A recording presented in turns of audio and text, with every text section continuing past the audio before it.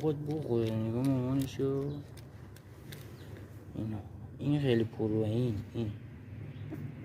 زیاد پروه. این اینقدر بچه پروه که اصلا نمیشه. نگاه کن اینو. این یک بچه پروه دستا مرا زخم کرده کلا. اصلا حرف گوش نمیده این. نگاه کن مامانشو نگاه. اینو.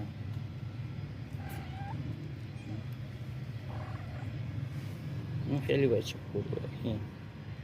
این یک بچه پروه که اصلا حرف گوش نمیده اینا. فقط قیر میکنه. دستای مریض زخم کرده.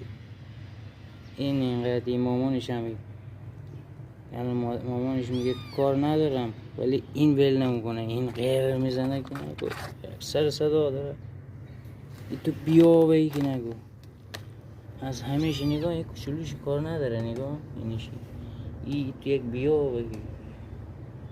بیا به کلش اینی نگاه بلند کنی دیگه اینجا چخ میزنه. نگو مرد دست نزن. نگاه کن امیر عباس سلام کن. امیر عباس رو سلام کن. اوی نگاه امیر عباس سلام کن. بیا بریم و ببینم. بیا برو پیش مامانت.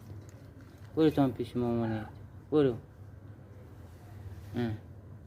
آقا شیر بخوره اینا. اون بچه برو یک سره اونقدر برو شیر بخوره. نگاه کن نه هیچ ویل نمیکنه مامان کرده.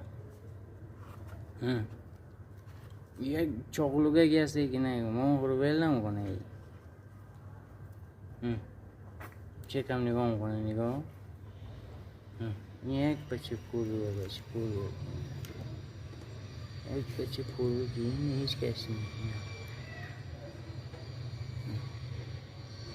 این جردک شد نگاه. این پیسر خوبه کار نداره. این خیلی بده.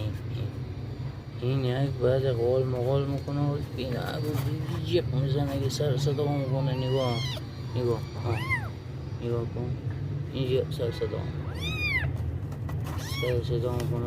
پاهای خودمو کم میگیره که دست آقا گیس میز مرزه در داغون کرده. این نگاه کن باید برو شیر بخوره. برو شیر بخور. برو